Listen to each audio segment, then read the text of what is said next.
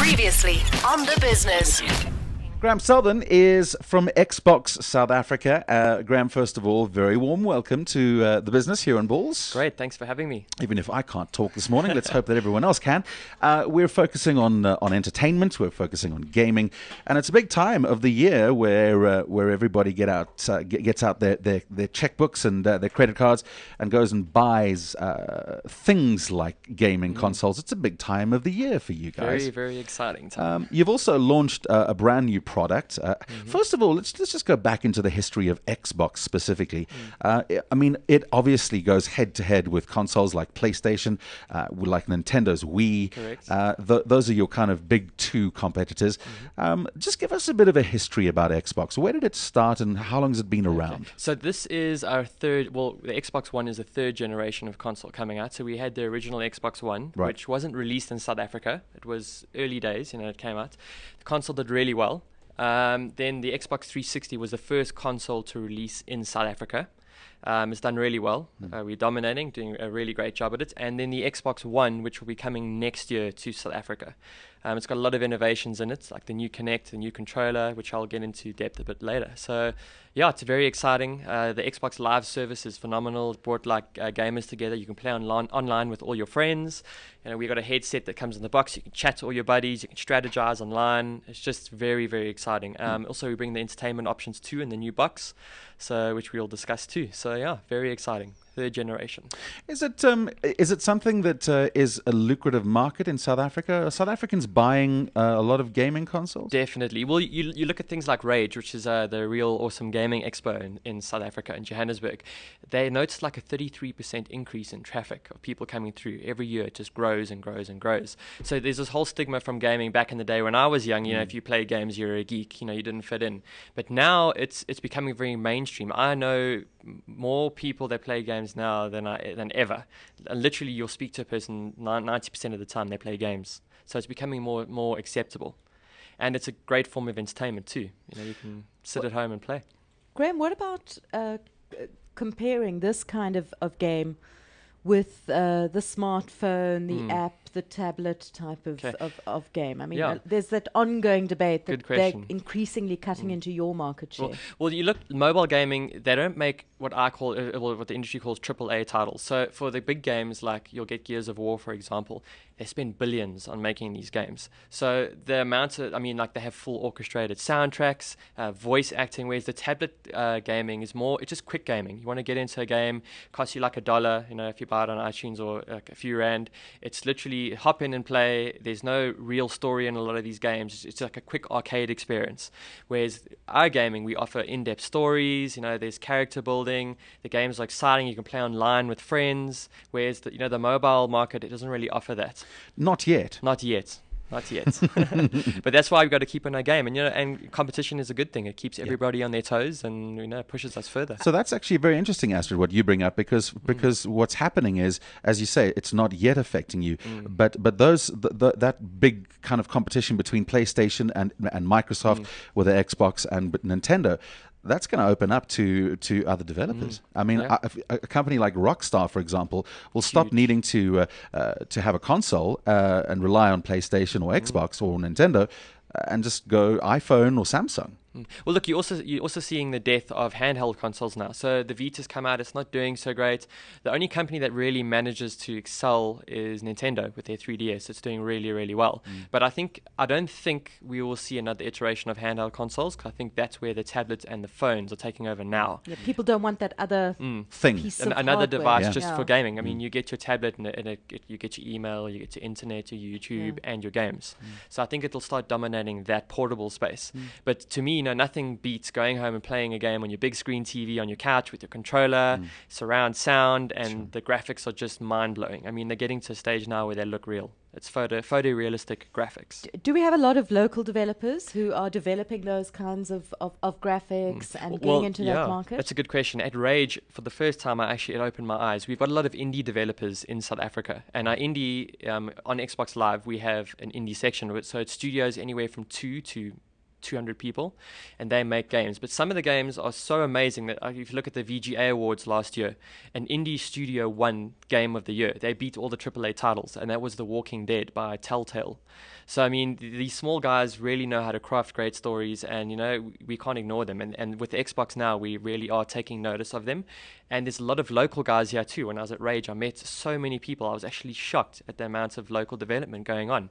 And I'm actually currently working to get one of the local studios onto Xbox Live, one of their games. How does that work with Microsoft supporting developers around the world? What is the kind of the model for that? Well, we've got a new program that's starting. It's called ID at Xbox. So what happens is they'll go to the website.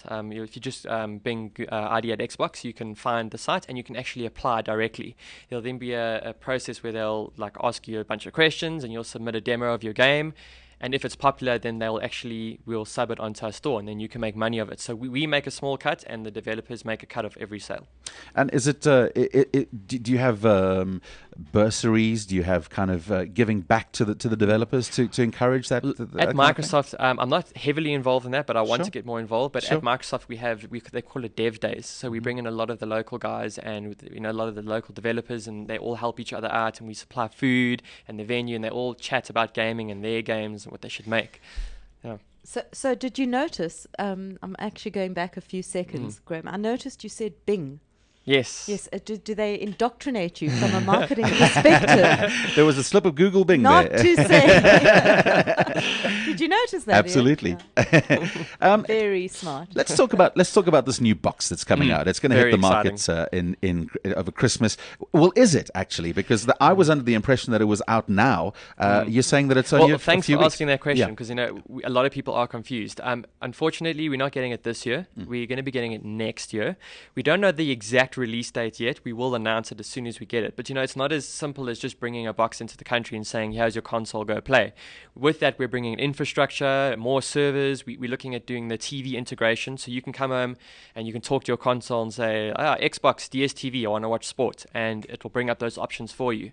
So it's not just a games console. We're planning on bringing a lot more with it, and that takes work. It's a lot of work to deal with other companies. How technologically adept does one have to be to buy one's first Xbox next year when this new one comes in? And let's say, this whole concept of everything integrating in the way you've described really appeals to me.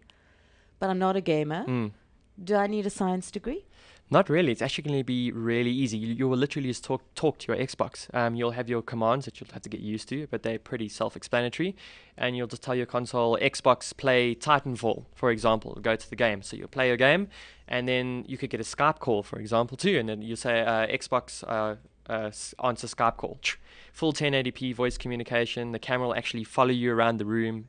Then if you want to watch TV, you can just say Xbox TV, and you can actually specify, we want to get to that level where you can specify what you want to watch. So if you want to watch a movie with Sandra Bullock, you can tell your console, I want to watch a movie with Sandra Bullock, and it'll search the actual guide that we want to develop, and then it'll find movies and offer suggestions of what you can watch. That's amazing. Yeah.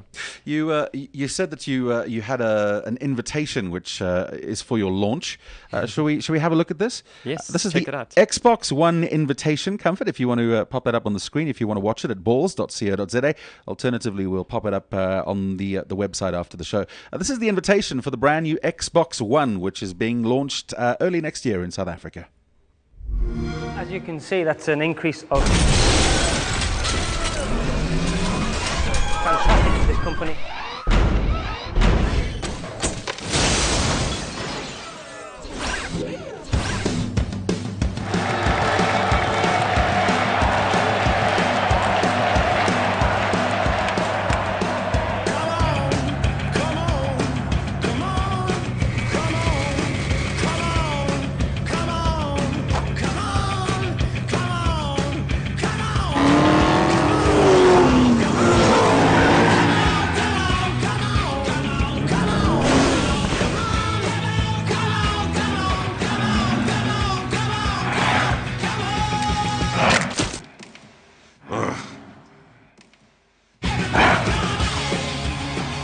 Xbox on.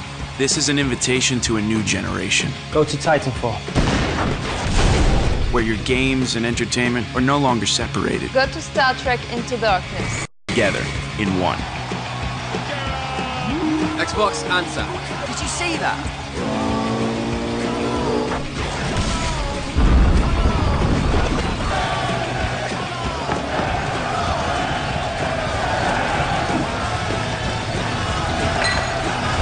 This is an invitation from the all-in-one Xbox One. Looks very tasty. Looks very tempting. Very cool. Astrid, does it capture your imagination? It actually does. It really, really does. And I think, for me, I think this is just the beginning of gaming. I mean, the gaming industry internationally is worth a fortune. Yeah.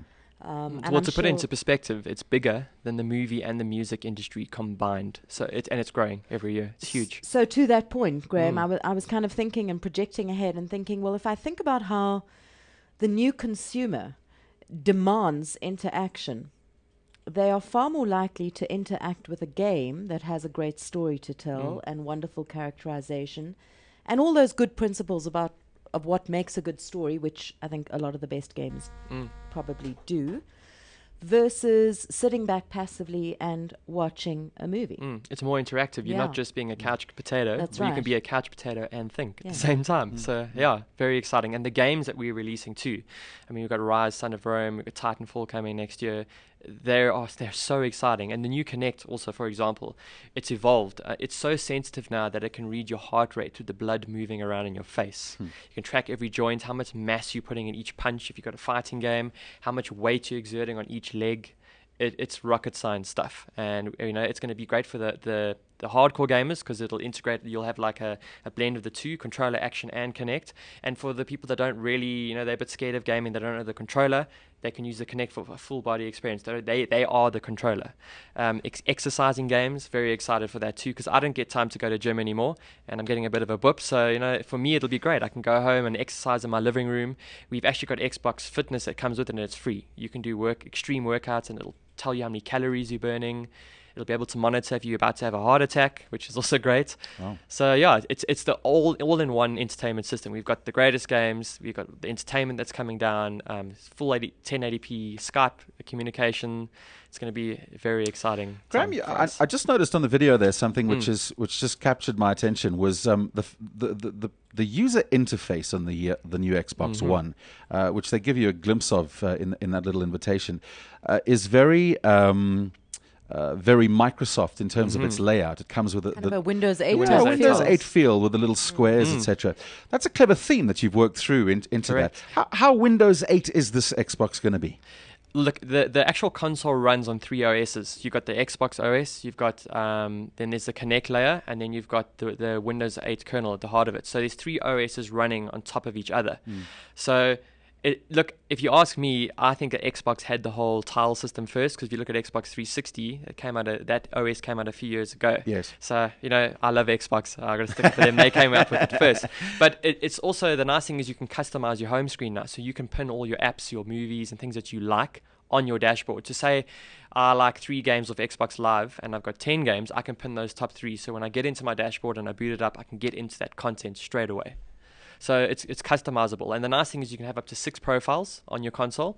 If I wave at my console, it'll actually pick up who I am and sign me into my own profile. If I go to a friend's house and I'm playing FIFA with him, for example, I can wave and it'll sign my profile and download my customized experience to my friend's console. All my save game and my profile will be ported across. When I go home, it'll move with me, which is great. So wherever you go, your experience and your profile move with you. And how many units are you hoping to sell? Billions. And that's just in Joburg alone. What's the target, Graeme? We don't actually have a set target yet. I think when we get a release date, we're going to push it out. But we're looking to do some cool bundles maybe when it comes out. So it'll be really attractive to the consumer. It's early days still, but we should have some more news next year. Final question for me in terms of bandwidth and in terms of our South African bandwidth issue, which, well, we bang on about it like an old banger every day. How heavily does this machine rely on the bandwidth speeds being decent? Look, they say you could use a 1.5 to a 2 meg line. So if you're playing on the Xbox 360 at the moment and you're on live, you shouldn't have any problems. If your experience is fine at the moment, going over to the Xbox One, it shouldn't be an issue. Right. But also, the world is moving that way. It's going digital. And, I've seen in this country over the last 5 years how better, faster our internet's got, Sure. more reliable. Well, look around you here. And more affordable, I mean, we're on an internet radio station now, which is amazing. I mean, when I was a kid, we had 56K dial-up modems. We'd come a long way. You used to plug it into your telephone. I had 14.4. Do you remember that? No. All right, cool. Good point. Graeme, I have a question here from blah blah blog on Twitter. He says, what is the compatibility of the 360 games with the Xbox One? Okay, good question. Unfortunately, we've had to redesign the system completely. It's a completely new architecture. It's a next-gen console. I don't think our competitor offers any backwards compatibility either. So unfortunately, you won't be able to play your 360 games on the Xbox One, but it's got an HDMI in and out port, so you could plug your 360 into your Xbox One and play your games through the one. You just need the console to be tethered to it. All right, nice question. Blah blah blog. Thank you very much for that on Twitter. That is about all we have time for this morning, I'm afraid. Graeme, thank you for coming in and shedding some light on the new Xbox One. Thanks for having me. And I hope that the local gaming developers take note, and that there's a bit of support from companies like Microsoft, like Sony, like Nintendo, etc. Just to put something back into our local gaming community. Look, that's one of my personal goals. Yeah. I want to see a local studio get their game on Xbox Live. Yeah, we all do, I think. We actually did a podcast recently on indie developers. Xbox has a podcast show which you can find on SoundCloud, Xbox ZA, and we do 2 shows a month. And we got indie developers in, and they chatted about their game, and they are so passionate, these people. And very competitive. Very. Yeah. And nothing would see me happier than to see a local game succeed. I mean, these guys could literally make millions. If their game is great, it could set them up for life. And it creates jobs too. Sure. Well, that's exactly why we're talking about it. Graeme, okay, fantastic. So your podcast, if people want to subscribe, is Xbox ZA, is that correct? Yes, correct, on SoundCloud.com. Okay, fantastic. Thank you so much for your time today. Thank you. Good luck, and I hope that you sell lots of units in the new year. Thank you. The Business on balls.co.za. Brought to you by FNB Business Banking.